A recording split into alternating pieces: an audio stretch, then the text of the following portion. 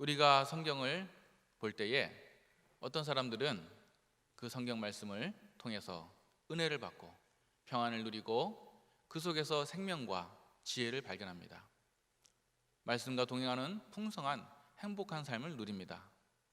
또 반면에 어떤 분들은 똑같은 성경을 읽는데도 성경에서 그렇게 큰 은혜를 받지 못하고 읽긴 읽어도 재미가 없고 지겹고 따분하고 의무적으로 읽어야 되니까 보기는 보는데 별로 평안을 누리지 못하는 기쁨이 없는 분들이 있습니다. 왜 이렇게 차이들이 나는 것입니까? 동일한 성경책인데 신구약 39, 27, 66권에 동일한 성경책인데 왜 그렇게 사람들마다 열매가 다르냐는 것입니다. 그 이유는 읽는 사람들마다 말씀을 먹는, 즉 말씀의 소화 능력이 다르기 때문입니다. 우리가 음식을 먹어도 똑같은 음식을 먹는데도 위가 튼튼한 사람들은 아그작아그작 잘 먹고 몇 번 안 씹어 넘어도 그냥 소화를 잘합니다. 튼튼합니다. 그리고 그것이 힘으로, 활력으로 생활을 힘있게 해나갑니다.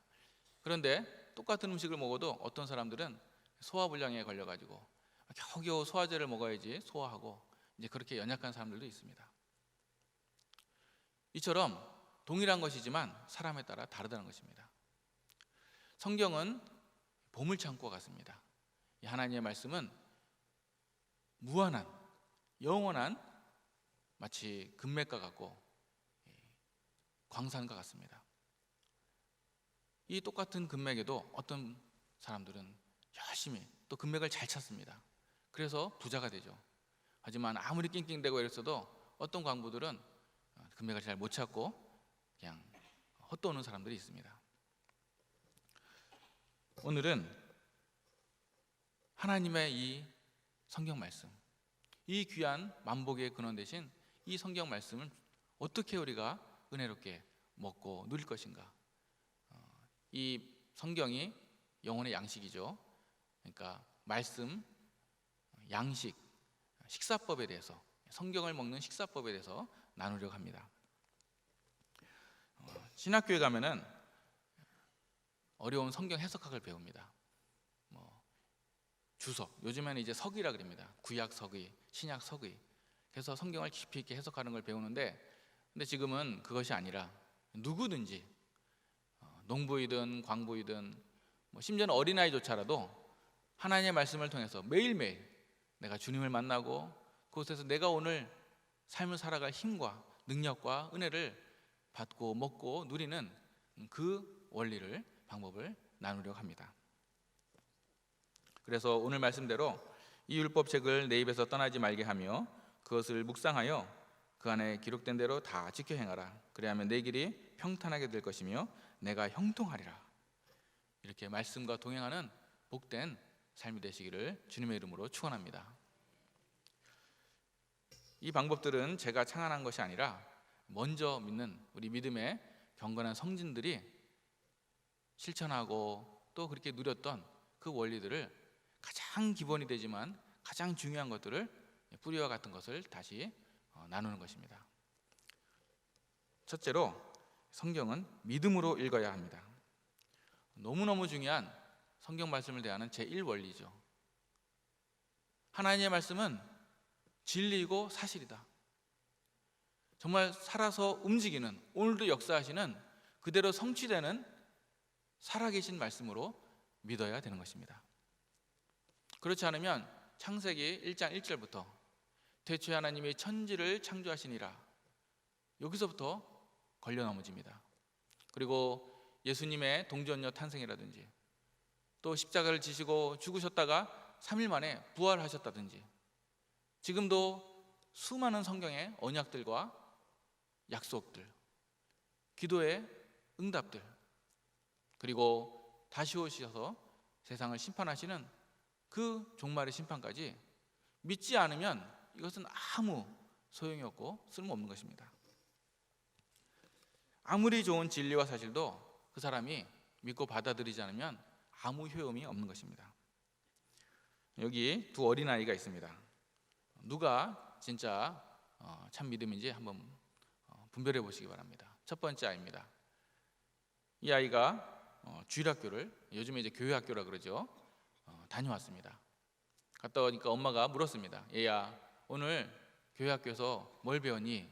그러니까 모세가 이스라엘 백성을 구출해서 출애굽하는 걸 배웠어요.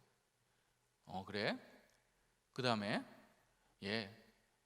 홍해를 만났는데 뒤에 애국군이 쫓아오니까 모세가 사람들로 하여금 다리를 크게 짓게 하고 이스라엘 백성을 속히 건너가게 했어요. 그래서 애굽의 군사들이 계속 쫓아오니까 그 다음에 무전기로 전투기를 보내달라고 요청해가지고 폭격기가 와가지고 다리를 폭파해서 뒤따라오던 애국 군대가 다 홍해 바다에 빠져서 죽었어요. 그러니까 엄마가 이 얘기를 듣더니 참 어이가 없죠. 그래서 얘야, 진짜 선생님이 그렇게 가르치셨니? 그러니까 애가 하는 말이 아니요, 사실은 그렇게 말씀하지 않으셨어요. 하지만 선생님이 저한테 가르쳐 주신 대로 말씀드리면 엄마는 절대 믿지 못하실걸요? 그러더라는 거예요. 또 두 번째 이제 아이입니다. 이 아이는 학교에서 있었던 일입니다. 그 학교에 불신론자, 특히 기독교에 대해서 아주 기독교를 싫어하는 선생님이 계셨습니다. 그분이 수업 시간에 아이들이 있는데 대놓고 하루는 성경은 다 거짓말이다, 그 안에 있는 모든 기적과 기사들은 새빨간 거짓이다, 내가 이집트에 가봤는데 홍해 거기는 요단강도 그렇고 갈대숲이 조금 있는 졸졸졸 흐르는 작은 냇가 개울에 불과하다, 거기 어떻게 사람들이 그렇게 빠져 죽고 성경은 다 거짓말이다 그러는 거예요. 그러니까 한 아이가 손을 벌쩍 들더니 하는 말이 선생님, 와, 그렇게 얕은 물에 그 많은 애국 군대를 빠뜨려 죽이다니 우리 하나님은 정말 대단하신데요? 그러더라는 것입니다. 누가 진정한 참 믿음을 가진 어린이입니까? 이 어린아이처럼 천국은 어린아이같이 순전히 믿고 받아들인 자만 들어갈 수 있다고 예수님께서 말씀하셨습니다. 오늘도 우리 주님의 말씀을 믿는 자가 복됩니다. 영접하는 자, 곧 그 이름을 믿는 자들에게는 하나님의 자녀가 되는 권세를 주셨으니, 내가 예수님을 진실로 믿으면 내가 정말로 하나님 나라의 시민권자고 자녀인 줄로 확신하시기 바랍니다. 구하라 그러면 주실 것이요, 찾으라 그러면은 발견할 것이고, 문을 두드리라 그러면 열릴 것이라. 하나님께서 이렇게 약속하신 것은 조금도 의심하지 마시고 100% 믿고 기도하시기 바랍니다. 볼지어다 내가 세상 끝날까지 너희와 항상 함께 있으리라 하신 이 말씀대로 지금 오늘도 이 순간에도 항상 주님이 나와 함께 하심을 확신하시기 바랍니다. 믿음이 역사를 일으킵니다. 하나님은 문제가 없습니다. 하나님께서는 믿는 자에게 놀라운 하나님의 능력을, 역사를 베풀어 주시는 것입니다.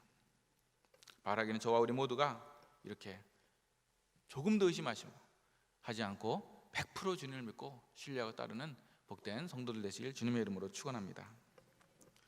둘째는 성경을 보는 법은 감사함으로 보는 것입니다. 같은 말로 성경의 모든 말씀은 하나님의 사랑과 은혜로 보는 것입니다. 이것은 말은 너무나 쉽고 당연하지만 실제로 부딪히면 상당히 또 어려운 겁니다. 머리로는 쉬운데 이 가슴으로는 참 쉽지가 않은 겁니다. 성경을 한번 통독을 해보신 분들은 아실 겁니다. 성경에 보면은 사실은 칭찬이나 축복보다도 책망과 경고와 그리고 멸망과 심판에 관한 말씀이 훨씬 더 많습니다. 모든 성경은 하나님 아버지께서 우리에게 주신 사랑과 은혜의 말씀인 것입니다. 우리가 오해하면 안 됩니다. 부모가 자식에게 칭찬과 격려만 하지 않는다고 해서, 꾸중과 책망을 한다고 해서, 진노한다고 해서 부모가 자식을 사랑하지 않는 것이 아닙니다. 오히려 사랑하시기 때문에 징계하고 받으시는 자마다 징계를 하는 것이라고 했습니다. 부모님의 본심은 아무리 무섭게 호통을 줘도 사실은 자식이 잘 되라는 것입니다. 우리가 하나님의 그 본심을 읽을 수 있어야 되는 것입니다. 절대로 망하라고 저주하라는 것이 본심이 아니라 오히려 그렇게 해서라도 죄에서 돌이켜서 살 길로 나아가는 것이 하나님의 본심인 것입니다. 내가 너희를 향한 나의 생각은 내가 하나니 평안이요 재앙이 아니니라. 너희에게 미래와 희망을 주는 것이니라 했습니다. 그러므로 성경의 어느 부분을 보든지 모두 다 우리 하나님의 은혜와 사랑으로 보여지시길, 그런 영원히 믿음의 눈이 열리시길 주님의 이름으로 축원합니다. 노아의 홍수, 그 전 세계가 물로 수장되는 상황에서도 그것이 하나님의 사랑으로 보여야 되는 것입니다. 예수님이, 거룩하신 성자 예수 그리스도께서 그렇게 비참하게 십자가에 달려 죽으심조차도, 그 사건조차도 하나님의 은혜로 보여야 되는 것입니다. 나중에 주님 다시 오셔서 온 세상을 심판하셔서 영원한 지옥불과 유황불로 보내시고 또 알곡과 쭉정이를 갈라서 심판하실 때에 이 사건조차도 우리 하나님의 가장 복된 소식으로 보여야 되는 것입니다. 진노 중에도 국률을 잃지 않으시는 아버지의 본심을 볼 수 있기를 소망합니다. 오늘 우리에게도 마찬가지입니다. 살 때에 우리가 삶을 살아가면서 너무 힘든 일이 솔직히 생깁니다. 너무 어려워서 왜 나에게만 이런 일이 일어났냐, 하나님이 나를 싫어하시나, 나를 버리셨나, 하나님이 나를 미워하시나? 아닙니다. 하나님이 나를 미워하셔서가 아니라, 사랑하지 않으셔서가 아니라, 오히려 그것을 통해서조차도 협력하여 선을 이루어서 나를 예수님, 조금이라도 예수님 더 닮게 하고 내 안에 주의 형상이 이루어지고, 그래서 나를 하나님의 축복의 그릇으로 만들어 가시는 과정인 것입니다. 셋째로, 성경을 보는 법은 하나님의 주권입니다. 하나님의 주권. 지금 이 드린 오늘 세 가지 말씀은 가장 중요한, 어쩌면 기초, 뿌리가 되는 말씀입니다. 하나님이 주인 되신다는 것입니다. 하나님이 주체이시고 주관자이시라는 것입니다. 성경 말씀은 인간의 힘과 능력으로 절대 이룰 수가 없습니다. 모든 성경의 말씀은 하나님의 능력으로만 이루어지고 성취될 수가 있는 것입니다. 솔직히 우리 사람이 무엇이 옳고 그른지를 몰라서 문제가 되는 것은 별로 없습니다. 가장 큰 계명인 하나님을 사랑하라, 이웃을 사랑하라, 또 십계명과 그 산상수훈들, 뭐가 옳고 그른지를 몰라서 문제가 아니라, 우리가 사랑해야 된다는 것을 몰라서가 문제가 아니라, 그 사랑을 온전히 지킬 만한 마음의 힘이든 육체의 힘이든 모든 능력이 부족하다는 것입니다. 잘 생각해 보십시오. 인간이 정말로 하나님의 그 기준에, 하나님이 원하시는 기준에, 선에 다다를 수가 있겠습니까? 아무리 노력하고 애를 쓴들 하나님의 그 거룩의 기준에 우리가 통과하고 퀄리파이 될 수가 있겠습니까? 당연히 안 되죠. 인간은 전적으로 타락했습니다. 선악과로 말미암아 불순종으로 하나님으로부터 떠나서 우리는 죽음의 길로 가고 있는 것입니다. 우리 장로교의 창시자인 존 칼빈, 영어로는 칼빈인데 이제 불어권, 그 사람이 사실 불어권에 살았거든요. 이 프랑스어 쪽으로는 깔뱅 뭐 이렇게 발음한다고 합니다. 어찌됐든 이 장로교의 가장 중요한 5대 강령이 있는데, 그 기본 뿌리 중에 첫 번째가 이 전적 부패입니다. 전적 타락설입니다. 이 튤립 강령이라 그럽니다. TULIP, 그래서 앞 글자만 따서 TULIP 한 글자씩인데, 이 total depravity 그래가지고 전적 타락설입니다. 인간은 전적으로 부패했고, 주님의 그 하나님의 선하시고 기뻐하시고 온전한 뜻이 뭔지 분별도 못하지만 혹시 하더라도 그것을 이룰 만한 능력이 없다는 것입니다. 하나님의 말씀을 행하려고 애를 쓸 때 우리는 단 한마디면은, 사탄의 한마디의 공격이면 우리는 무너집니다. 너 정말 그 하나님의 계명 온전히 지켰어? 이 말씀을 견딜 사람은 아무도 없습니다. 우리가 깨끗해지면 성결하려면 할수록 더 내 자신이 더럽다는 것을 깨달을 뿐입니다. 하늘에 계신 아버지께서 온전하신 같이 너희도 온전하라는 말씀에 가려면 갈수록 오히려 더 내가 너무나 온전하지 못하고 부족하고 형편없다는 것을 더 깨달을 뿐입니다. 바울처럼 정직한 탄식으로 오라 나는 공고한 사람이로다. 내 속 곧 내 육신에 선한 것이 거하지 않은 줄을 아노니 원함은 내게 있으나 선을 행하는 것은 없노하라 라고 고백하지 않을 수가 없는 것입니다. 그럼 해결은 무엇입니까? 무엇이 중요한 해법입니까? 주체입니다. 주권이 바뀌는 것입니다. 다른 수가 없습니다. 로마서 7장 24, 5절 제가 방금 인용했는데 오라 나는 곤고한 사람이로다. 이 사람의 몸에서 누가 나를 건져내라 하고 절망하고 탄식할 때에 바로 이어가지고 사실은 정답이 복음이 나옵니다. 우리 주 예수 그리스도로 말미암아 하나님께 감사하리로다 하고 감격에 찬 고백이 터집니다.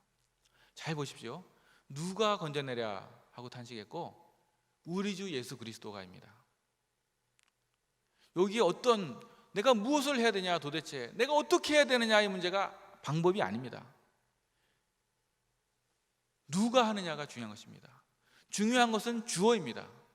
목적어나 서술어보다도 주어가, 주체가, 주관자가, 주인이 중요하다는 것입니다. 내가 아무리 애쓰고 힘쓰는 것보다 우리 예수님이 나를 다스리고 통치하는 것이 가장 중요한 것입니다. 어떤 아리따운 아가씨가 이제 여자들이 즐겨 찾는 옷감 가게에 가서 옷감을 골랐습니다. 많은 옷감들이 있었는데 그 중에서 정말 고급스럽고 예쁜 옷감을 발견해서 그 마음에 드는 옷을 주인에게 가져왔습니다. 아저씨, 이 옷감 얼마씩이에요? 그러니까 그 주인 아저씨가 음흉한 눈빛을 띠면서 한마에 키스 한 번이요 그랬습니다. 이게 보통 그러면 에이 아저씨 장난하지 마시고요, 이거 한마에 얼마씩 해요 이렇게 물어야 되는데 그 아가씨는 좋아요 그러더니 10마 싸주세요. 그래서 그 사장님도 기분이 좋아가지고 막 10마를 싸가지고 딱 주면서 또 음흉한 눈초리로 이제 값을 내라고 기다리고 있었습니다. 그런데 그 아가씨가 하는 말이 계산은 우리 할아버지가 하실 거예요. 그러니까 문 밖에 서 있는 어떤 노인이 이제 들어와서 여자들만 있는 가게라 그런지 문 밖에 서 있는 모양입니다. 물론 웃자고 유머로 하는 것이면 이 안에 진리가 있습니다. 누가 하느냐가 중요한 것입니다. 예를 들어서 관공서에 시청이라 그럴까요? 공문서를 떼러 가죠. 우리가 필요한 무슨 동사무소도 마찬가지고 등본이든 가족관계 증명서든 여러 가지 서류에 사업처에 필요한 공문서를 관인 도장을 찍어서 공무원이 해주는데 좀 일을 좀 나보다 느릴 수도 있어요. 내가 만약에 회사의 격리나 서류인데 내가 더 빨리 민원을 처리할 수 너무 답답해요. 막 줄이 길고. 그렇다고 해서 내가 더 잘할 수 있다고 해서 도장 가지고 탁탁 찍어대면 어떻게 됩니까? 공무원 사칭이 되는 거예요. 내가 공무원이 아닌데 그 관인 직위를 내가 사용할 권한이 없는데 해버리는 겁니다. 공문서를 마음대로 그렇게 해버린 게 돼요. 또 이런 예는 한두 끝도 없겠죠. 가령 지폐를 보면은 우리나라 돈 1,000원짜리든 10,000원짜리든 간에 우리나라 돈은 한국은행에서만 발행해야 됩니다. 설사 세계적인 글로벌 기업, 대기업이 지폐를 더 멋있게, 더 정확하게, 더 진짜보다도 더 진짜같이 더 잘 만들어낼 수 있다 할지라도 다른 그 어떤 곳에서 발행한 것도 다 위조 지폐입니다. 오직 한국은행이 발행한 것만이 진짜 지폐이고 나머지는 다 가짜인 것입니다. 내 인생을 아무리 선하게 살고 노력하고 멋있게 살아간다 할지라도 그 인생의 주인이 자기 자신인 사람은 하나님 앞에 아무런 의미가 없습니다. 우리 예수님이 내 인생의 주인이 되셔야지만 의미가 있는 것입니다.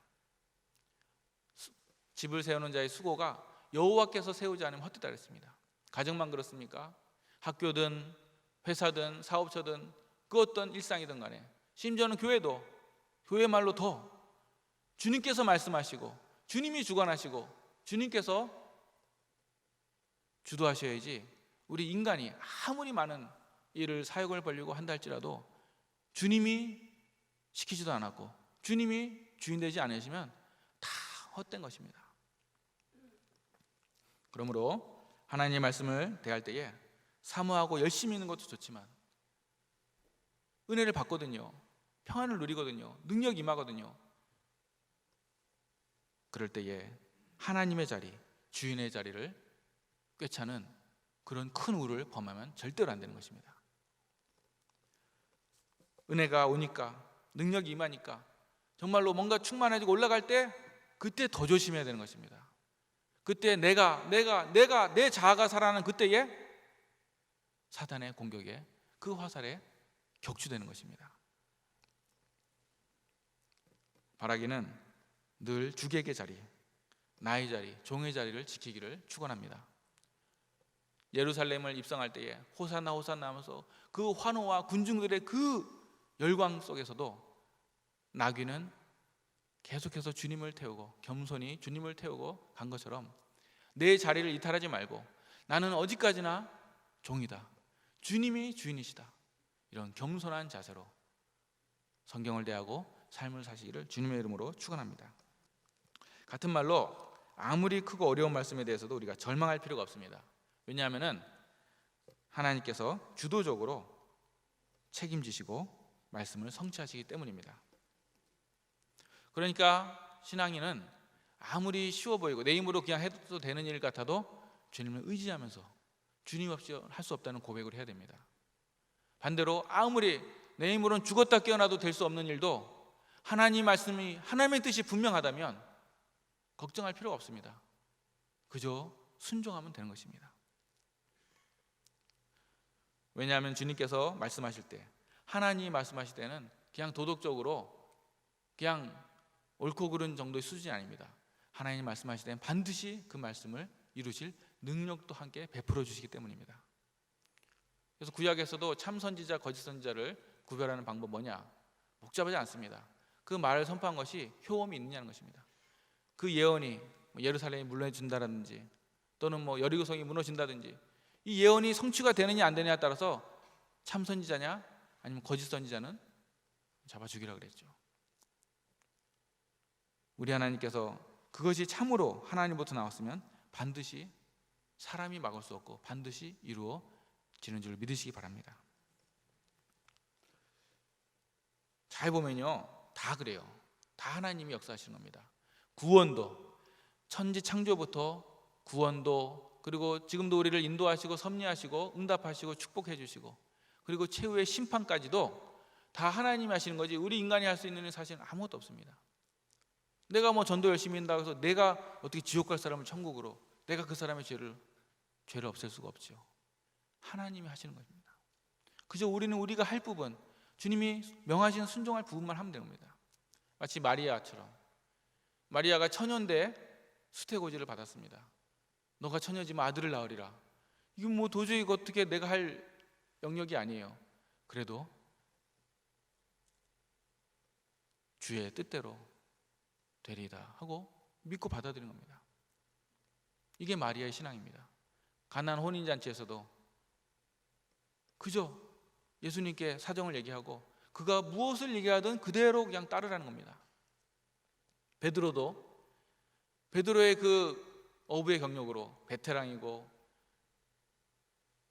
밤새도록 수고해도 잡지 못했는데, 그리고 이 시간대에 물고기가 이때가 있는 데인지 없는지 평생 살아온 일했던 그 일터, 어장, 갈릴리 호수 꿰고 있습니다.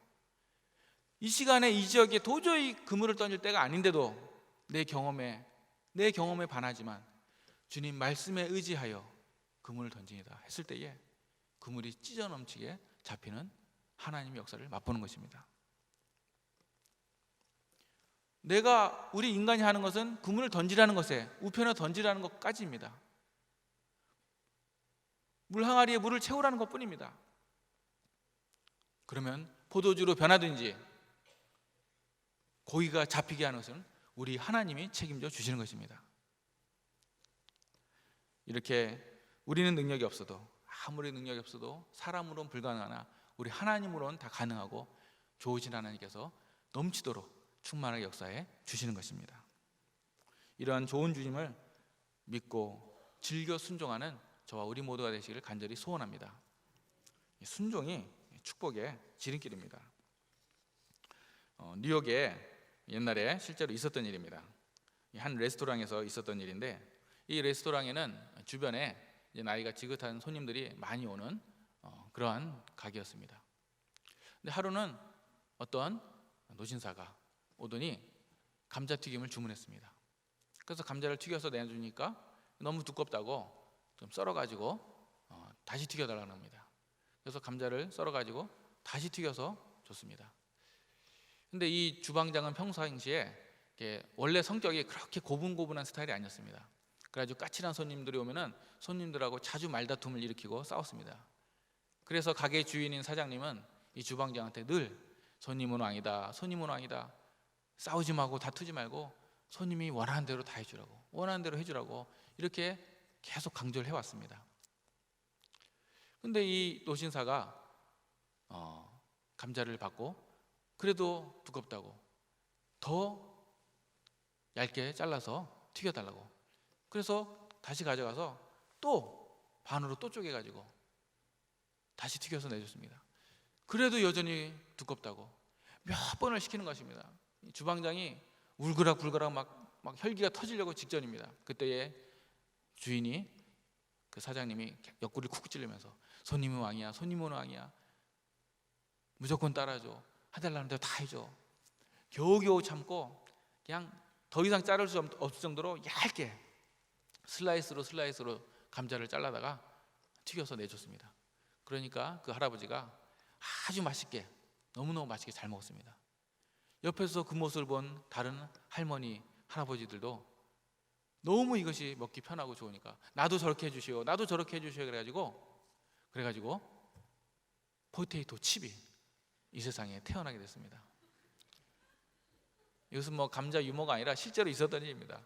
포테이토 칩의 탄생 신화를 제가 뉴욕에, 그래서 그것이 점점점 소문이 나고 이 가게 저 가게 다 유명해져 가지고 오늘날 우리가 이제 공장에서도 만들어 가지고 과자로까지도 이제 포테이토 칩이 이역만리 멀리 우리나라에서도 흔하게 먹을 수 있는 포테이토 칩이 이 세상에 출현한 것이죠. 그 가게는 뭐 말할 것도 없습니다. 아주 그 소문이 퍼져가지고 대박을 치고 뉴욕에서 큰 성공한 레스토랑이 되었다는 것입니다. 사랑하는 성도 여러분, 우리 주님의 말씀을 즐거이 기쁘게 순종하시기를 간절히 소망합니다. 시편의 1편에 복 있는 사람이 바로 여호와의 율법을 주야로 묵상하는 자라 그랬고, 그리고 시편 119편 97절에도 내가 주의 법을 어찌 그리 사랑하는지요, 내가 그것을 종일 작은 소리로 읊조리니이다 그랬습니다. 이처럼 하나님의 말씀을 즐거워하고 믿고 사랑하고 감사해서 하나님의 주권을 인정해서 말씀과 동행함으로 내 길이 평탄하게 되고 내가 형통한 주인공들이 다 되시기를 주님의 이름으로 간절히 축원합니다.